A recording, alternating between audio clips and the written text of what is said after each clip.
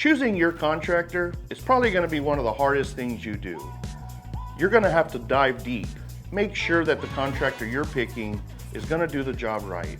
You want a contractor that's out in the trenches, is out fixing foundations on a daily, is out there taking care of customers, is out there calling and making sure their customers are happy. Always shows up when their customers complain. Always takes care of the customers. Pulls permits, has engineers. All of this stuff is very, very important. You do not want the lowest paid contractor. The lowest paid contractor is not going to do what us quality contractors do.